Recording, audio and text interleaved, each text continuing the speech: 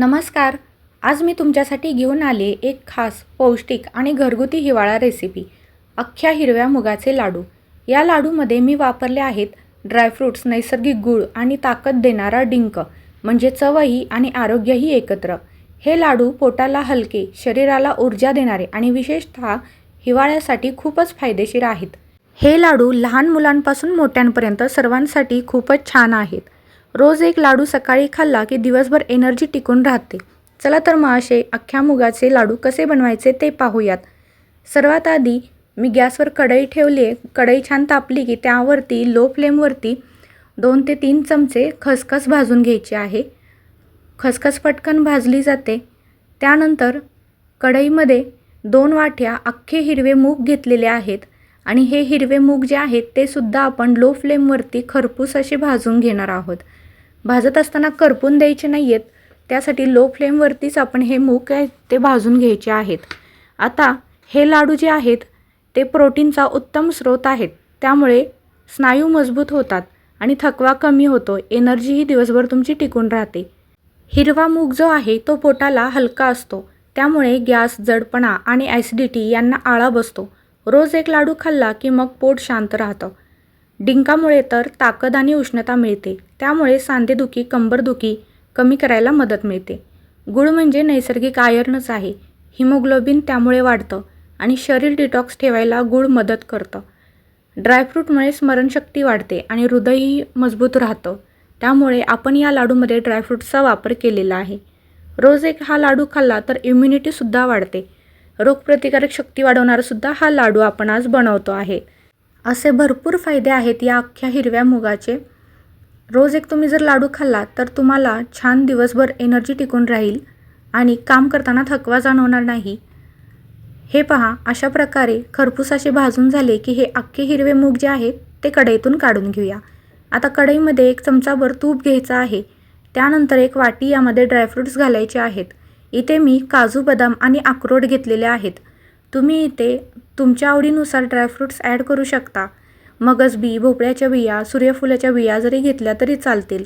पांढरे तिळही चालू शकतील. जसे तुम्हाला आवडतात तसे ड्रायफ्रूट्स तुम्ही घेऊ शकता. लो फ्लेमवरती हलकेसे हे ड्रायफ्रूट्स आपल्याला भाजून घ्यायचे आहेत. गॅसची फ्लेम लोच ठेवायची आहे. ड्रायफ्रूट्स भाजून झाले की आता त्याच कढईमध्ये मी 2 ते 3 चमचे एवढं तूप घेत आहे. हे तूप कढईमध्ये चांगलं तापून द्यायचं आहे. त्यानंतर यामध्ये अर्धी वाटी डिंक घालून तळून घ्यायचा आहे. यातला प्रत्येक दाणा व्यवस्थित तळला गेला पाहिजे. डिंक छान फुलला गेला पाहिजे. अशा पद्धतीने लो फ्लेमवरतीच हा डिंक व्यवस्थित तुपामध्ये तळून घ्यायचा आहे. आता हिरवे मूग जे आपण भाजले होते ते व्यवस्थित थंड झालेले आहेत. पूर्णपणे थंड झाल्यानंतर आपण एका मिक्सरच्या जारमध्ये घेऊयात आणि हे मूग जे आहेत ते रवाळ असे बारीक करून घ्यायचे आहे. याचं पूर्ण असं पीठ करायचं नाही आहे आणि जास्त मोठेही ठेवायचे नाही आहे. बारीक रवा ज्याप्रमाणे असतो तशा पद्धतीचं हे पहा, अशा पद्धतीने आपल्याला याचं पीठ बनवून घ्यायचं आहे. आता इथे खसखस जी आहे ती मी अशीच ठेवणार आहे. ड्रायफ्रूट्स आणि डिंक जो आहे तो मिक्सरवरती बारीक करून घेणार आहे. तुम्हाला हवे असल्यास तुम्ही खसखसही मिक्सरच्या भांड्यात घेऊन फिरवून घेतली तरीही चालेल. सर्वात आधी इथे ड्रायफ्रूट्स बारीक करून घेते. हे पहा, अगदी पीठ करून घ्यायचं आहे. या ड्रायफ्रूटची पावडर जी आहे ती आपण या मुगाच्या पावडरमध्ये काढून घेऊया. त्याचप्रमाणे डिंकही मी मिक्सर जारमध्ये घेत आहे आणि ह्या डिंकची सुद्धा पावडर करून घेणार आहे. हे पहा, अशा पद्धतीने आता ही डिंकाची पावडरही यामध्ये आपण काढून घेऊया. त्यानंतर चवीपुरता 1 चमचा वेलची पूड घालायची आहे, म्हणजे लाडू चवीला छान होतो. थोडंसं जायफळ मी ते किसून घालत आहे. खसखसही मी ते अख्खी अशी घेतलेली आहे. आता व्यवस्थित सगळं काही मिक्स करून घेऊया हाताने. आणि ज्या कढईमध्ये मी डिंक तळला होता त्यामध्ये 1 चमचाभर तूप शिल्लक आहे. त्याच तुपामध्ये मी 2 वाट्या एवढ्या बारीक चिरलेला सेंद्रिय गूळ घेतलेला आहे आणि हा गूळ जो आहे तो आपल्याला लो फ्लेमवरतीच वितळून घ्यायचा आहे तुपामध्ये. लक्षात ठेवा, इथे आपल्याला कोणत्याही प्रकारचा पाक बनवायचा नाही आहे गुळाचा, फक्त अशा प्रकारे गूळ वितळून घ्यायचा आहे. गूळ छान वितळला की यामध्ये आता आपण हे सगळं मिश्रण घालून घेऊया. हे पहा, अशा पद्धतीने आता गॅसची फ्लेम पूर्णपणे बंद करायची आहे आणि बंद गॅस करूनच हा गूळ जो आहे तो या मिश्रणामध्ये व्यवस्थित मिक्स करून घ्यायचा आहे. सगळा गूळ व्यवस्थित सगळीकडे या मिश्रणाला लागला पाहिजे. 2 ते 3 मिनिट व्यवस्थित हे कढईमध्येच मिक्स करून घ्यायचं आहे. हे पहा, तुम्ही बघू शकता.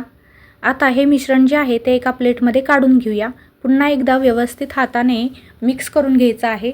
वितळवून घेतलेला गूळ जो आहे तो सगळीकडे असा लागला पाहिजे. आता गरम गरम हे मिश्रण आहे तोवरच आपण याचे लाडू तयार करून घेऊया. अगदी सहज लाडू वळता येतो, मिश्रण फडफडीत होत नाही. तुम्ही बघू शकता दोन्ही हातात हे मिश्रण घेऊन दोन्ही हातांनी प्रेस करून व्यवस्थित याचा लाडू वळायचा आहे. हे पहा, तयार आहे आपला मुगाचा लाडू. अशा प्रकारेही बाकीचे लाडू आपण तयार करून घेऊया.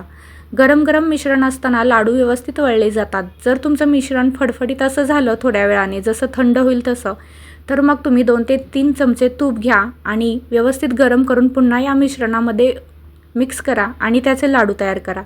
लाडू व्यवस्थित तयार होतात. हे पहा, अशा प्रकारे मी सर्व मिश्रणाचे लाडू तयार केले. इथे 18 ते 20 लाडू आपण घेतलेल्या साहित्याच्या प्रमाणामध्ये तयार झाले. तुम्ही बघू शकता आणि खूप छान असा लाडू तयार होतो. लहान मुलांपासून वयस्कर लोकांपर्यंत सगळ्यांनी हा रोज एक लाडू खाल्ला तर शरीराला त्याचा सगळ्यांनाच खूप छान फायदे होतील. तर मंडळी, अशा सोप्या पद्धतीने तयार झाले आपले अख्ख्या हिरव्या मुगाचे पौष्टिक लाडू. डिंकामुळे शरीराला उष्णता मिळते, गुळामुळे नैसर्गिक गोडवा येतो आणि ड्रायफ्रूट्समुळे तर ताकदही वाढते. हे लाडू लहान मुलांपासून मोठ्यांपर्यंत सगळ्यांसाठी अगदी छान आहेत. विशेषतः रोज एक लाडू पुरेसा. जर रेसिपी आवडली असेल तर व्हिडिओला एक लाईक करा, शेअर करा आणि अशाच घरगुती आरोग्यदायी रेसिपींसाठी चॅनेल नक्की सबस्क्राईब करा. पुन्हा भेटूया अशाच एका नवीन चविष्ट आणि हेल्दी रेसिपीसोबत. हा व्हिडिओ तुम्ही शेवटपर्यंत पाहिला त्याबद्दल खूप खूप खूप धन्यवाद.